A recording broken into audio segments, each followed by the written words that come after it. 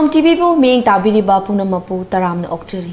Ngasigi Promising Stars ki episode asida guest oina khudol tamjakadori basi hanak chahi gi 2019 gi Miss Globe India 2019 Goodwill Ambassador is takhrabi Miss Pretty Laishram khudol tamjake aham maktada Pretty Laishram bu taramna okchari. Yam nungaise Pretty se akhoi gi pokna phamlamdam amadi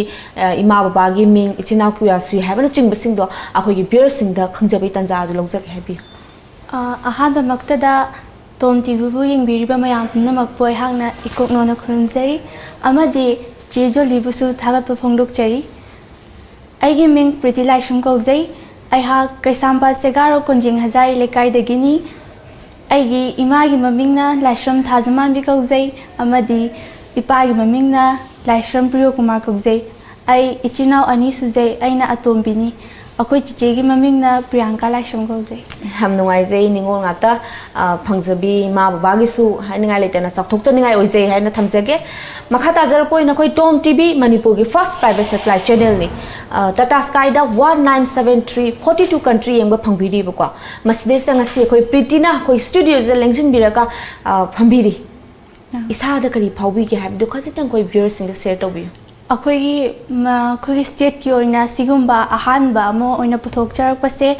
aiha ki mota haningai leitana haraujai maramdi sigumba myam se puthok poina akhoi gi culture amadi state ki oina di upgrade lakwa haina oidoine aduduna yamna haraujai na haining yam nungaise akhoi punamakna Tom TV bu support tominasi khoi punamakki iramdam se lejariba khoi punamakki di khwai degi laibak phaba tanjani haibasi masu thamjage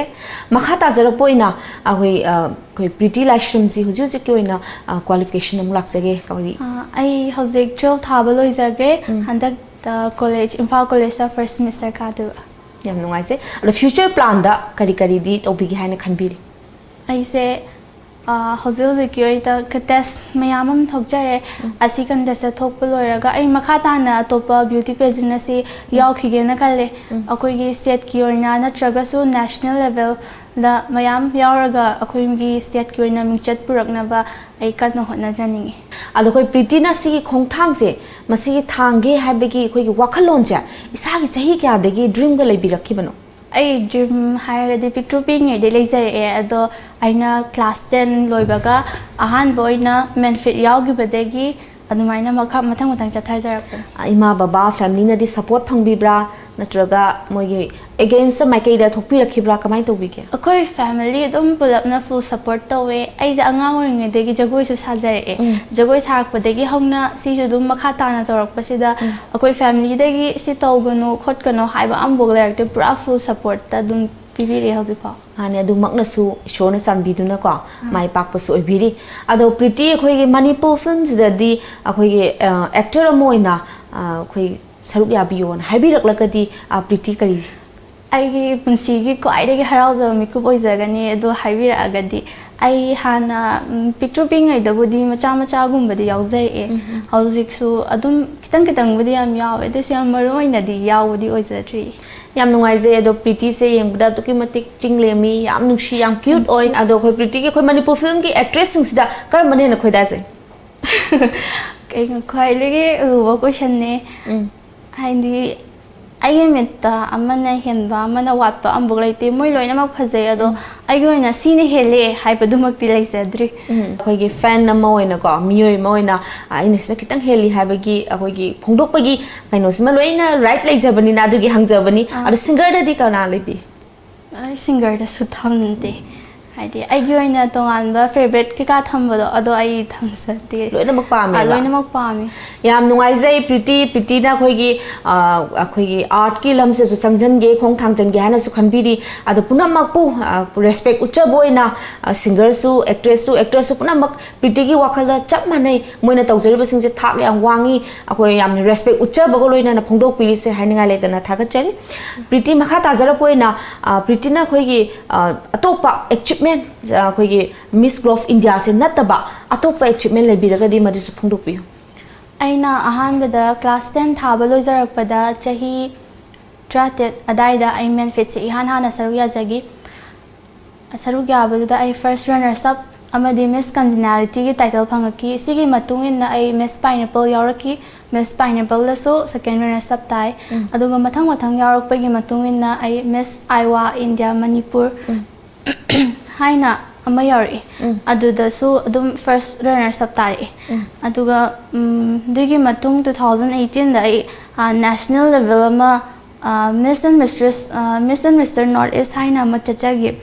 adudana sab kaim phangakte adi top 10 bok chalakte ba ade adugi experience mayam duna aina sida Miss and Mistress Globe India da fully thadaraga adaidi akhogi state ki mentor Miss Asakiran Konsum manasu akhogi yamna full support tawraga adi sumaina mathang mathang yaurake haitai yam nungaije ai khoi yam wana khoi hona biraga ko mathang mathang se mai pakpiri haina su thambiri adu se mai pakpagi mikup se karam bana hena khwai di nungai ba matang ga di oibigi akoi achievement phambigi ba sa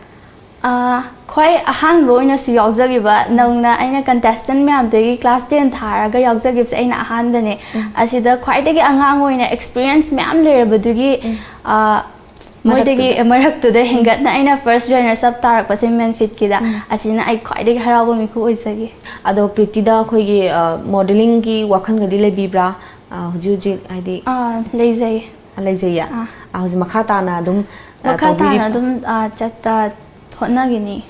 yam nungaije ado Priti khoi gi nauna ko inkha charakli ba natraga Priti smaina khoi gi achievement mayam phangning ba mayam su leijari ko makhoi singsida we se khangja ba adi kamai tawraga hona jadoino changmang phangdo mayam su leiri ko kari tips tawdoino habeju khangja ba masigi matang da Priti na khasitang share tawbi ahan badaina haijaning badi phana yawning ga su mama mapa gi aya yadaba ama leibanina yawngam zadaba mayam lei adudo parents kaina khara khatang warsu macha gi apamba do khangbiraga macha do yawhanbiba no mana traga no madi ai gi icha do tarakpa matamda mama mapa so dum soidamakki harawrakani aina khanje adudana mama mapa na su macha gi aningba apamba du su khangna tawbiba amadi mana phana yawninge hairaga hokoi hojiki mayam sina khannarise beauty contest ama tawradi dress nana setpa makeup tawba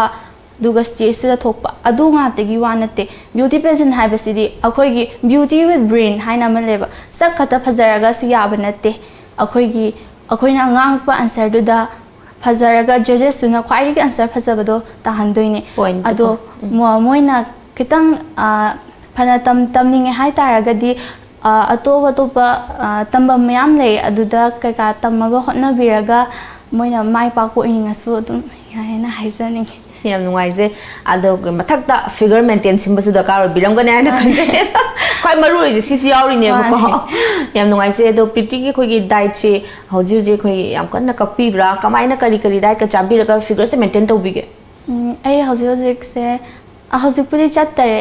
contest on na mangda ai gym chale aduga chaksi madi chadare adum mogi diet pire akoi gi gym gi trainer duna manasu aina mating yam pangbigi aidi chanaba thaknaba adum manasu adum pibire ado masu yam thagat pa phongdok chani yam nungaije Priti khoi haktang khoi break masam tang lominasi ko viewers break masam tang lominasi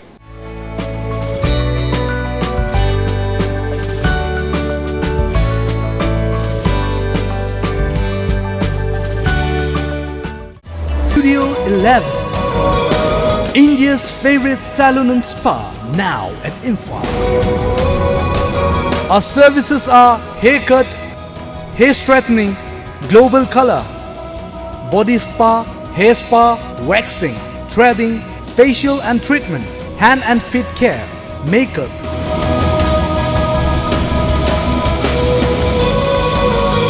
Body massage. Studio 11. Salon and Spa Imphal. Look fabulous. Fitness World Building, Singzamai Mathak Jongtham Lekai, Imphal West. Phone number 0385 2440164.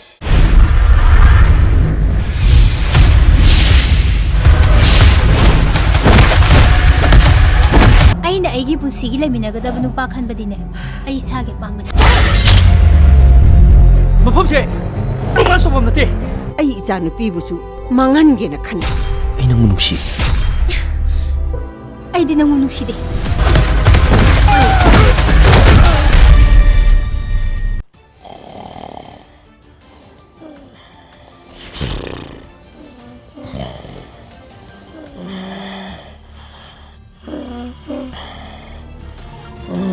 Welcome to Times of Manipur. This is Haripriya Chongrang giving you news in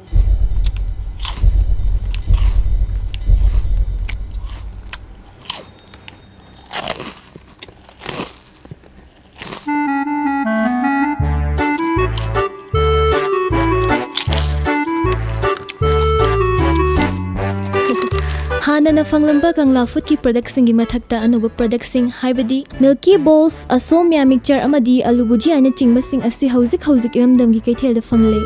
kangla gi anawa product sing asi mayam su amungtang mahau yingbi Kangla.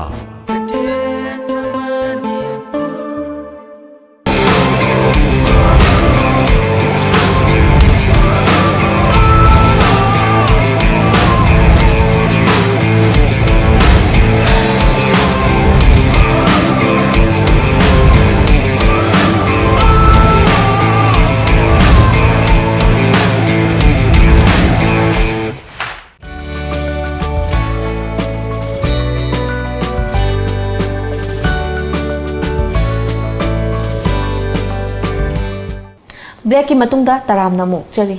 Priti khoi wari watai su yam nungai na sajari ko ado Priti da huji Priti se film offer am lak piren khalo ado Priti na karam be hero ga par ga khwai digi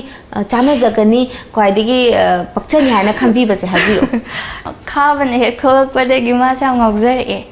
ado ai ma ina khanjagani haidi in the sense koi ngau ba haina mayam phap lan lo bigini sum as actor amoina ngaujari de mane mane adum yam nuai je koi adum maksu koi Priti ga amtang khabaga paraga koi video koi TV da screen da tholok podo koi mayam do khawra na ngai jari de maksu thu noi bio saga cheri ado Priti se koi ima baba sa sigi machanupi atombini ko ada ichanupi atombina pamba lambi sida chachali basida support to biri haibiri ima baba na hoje se Priti na tawri ba chali ba punamak singna si thadok piro isa ji doctor natraga engineer natraga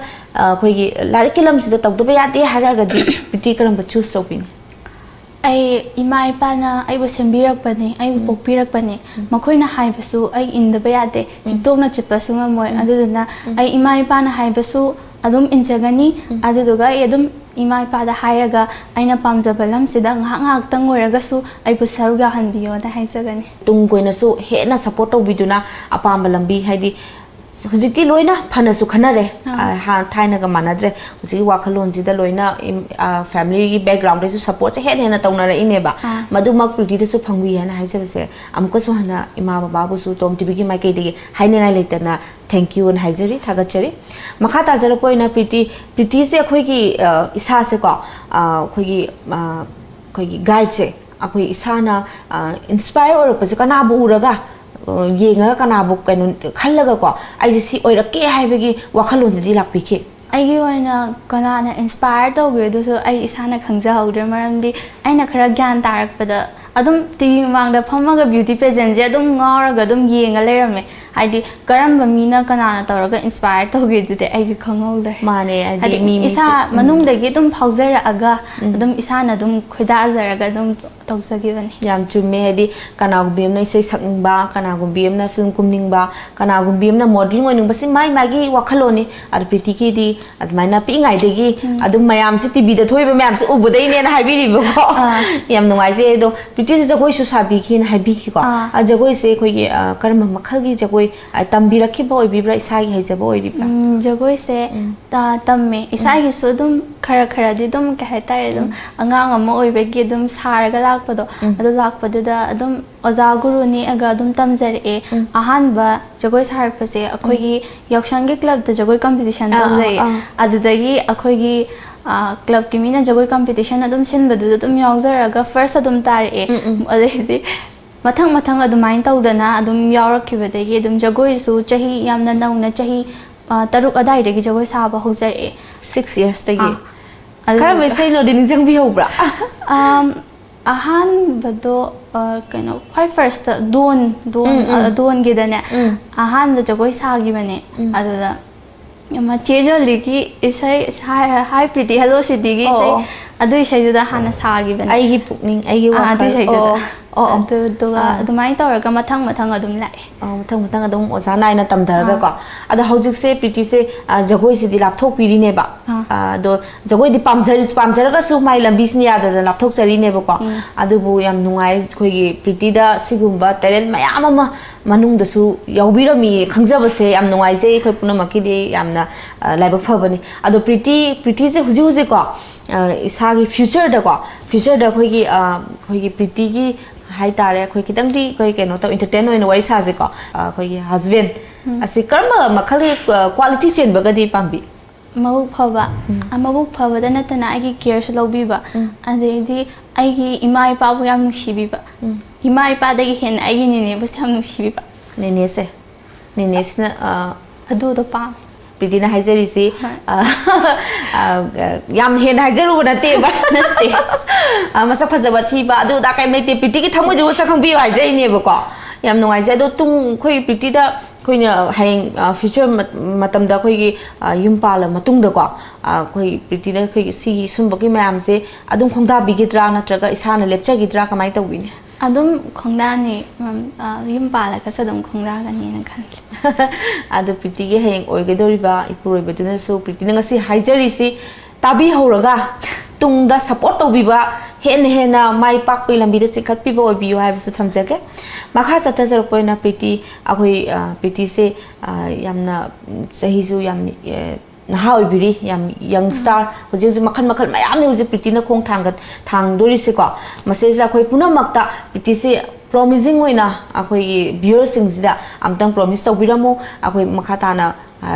ꯑꯦꯅꯤ ꯐꯤꯜꯁꯤꯗ ꯑꯩꯈꯣꯏ ꯈꯨꯗꯣꯜ ꯇꯝꯖꯔꯛꯀꯦ ꯑꯩꯈꯣꯏ ꯌꯨꯝ ꯄꯥꯟꯕꯒꯤ ꯂꯝꯕꯤ ꯀꯩꯀꯩꯁꯦ ꯃꯇꯝ ꯈꯔ ꯂꯥꯞꯊꯣꯛꯈꯤꯅꯤ ꯍꯥꯏꯕꯒꯤ promise ꯑꯃꯇꯪ ꯇꯧꯕꯤꯔꯝꯕꯤ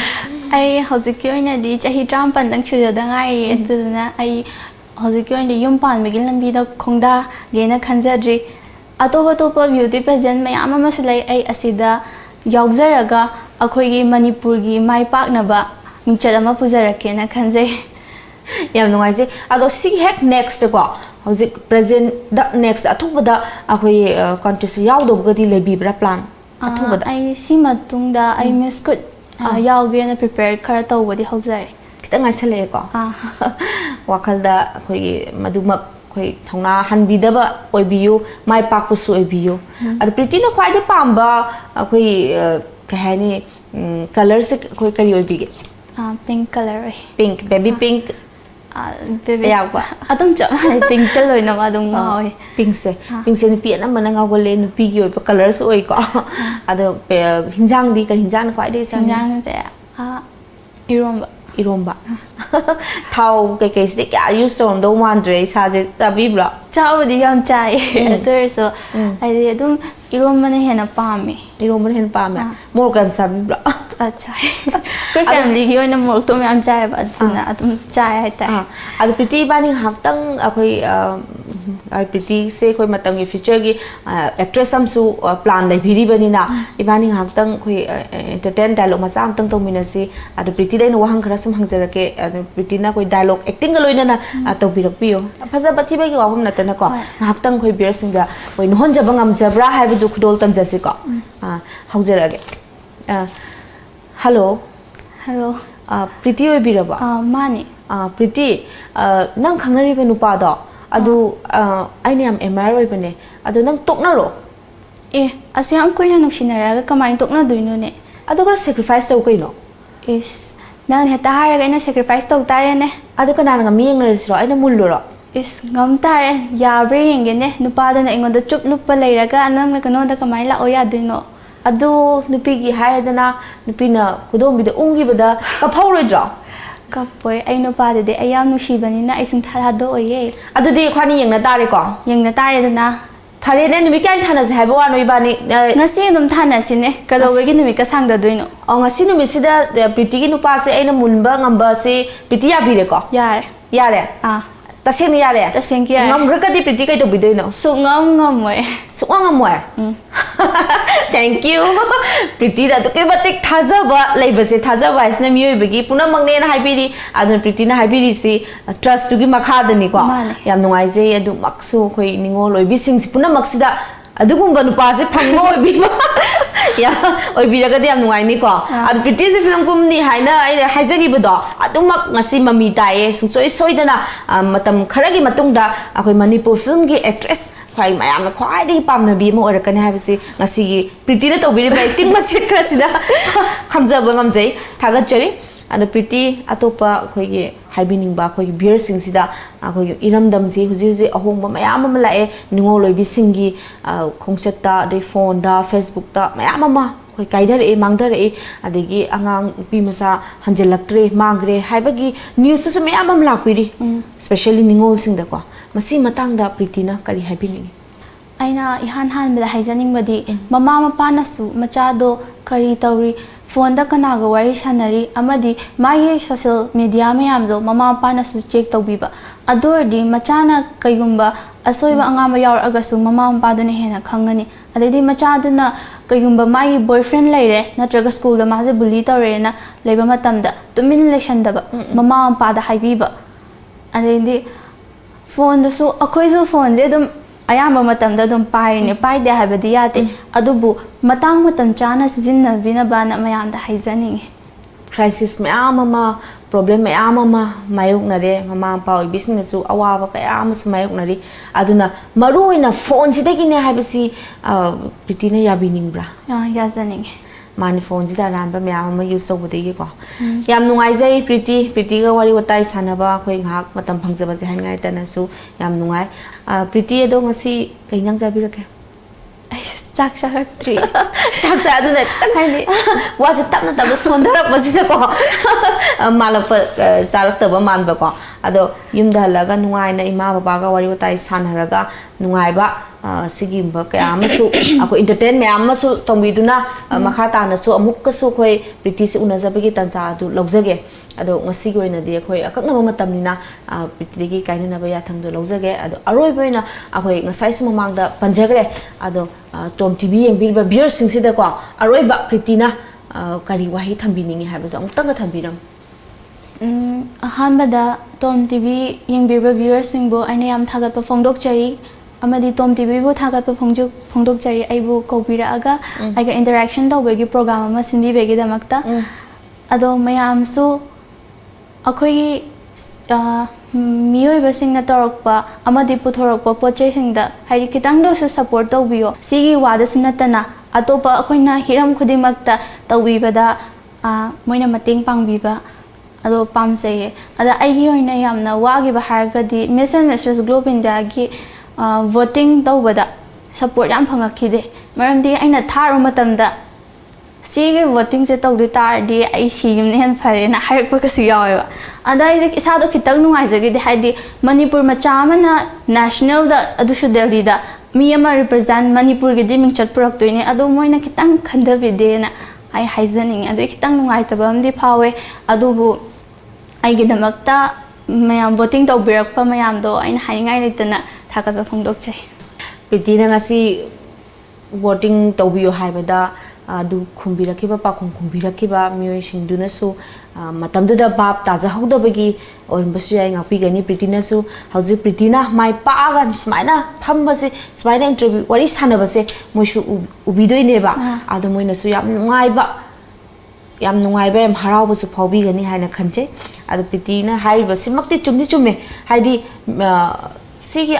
any fields da tawjari ba singje mioi banga tani man khoisu Pretty hoisu ade film singer actress puna mo thamoi pale ba khange ba loi nungai ta ba aduna please khoi gi beer singsina su kitang khanda biraga akoi pikraba iramdam asida khoi haiba haitaba mayama ma khoi tampham bhok leijarak pana chade masdei za wana hona jaraga mayam khudol tamjabasida kitang support to biyu punna sogot piyu haiba wafam jisu aroi boina thamjage Pretty ngasi wedi Pretty degi kaina ba yathang logjage beers ngasi oinadi promising stars khudol tamjabagi mikup asi matang asida loishinjage matangi episode ta anoba guest anoba mathel amu pudon la chake numitu phawbadi pungpham tu pawbadi akoi punna amu ngaiminasi aru beoina amukaswana kainana bu ya thangaujai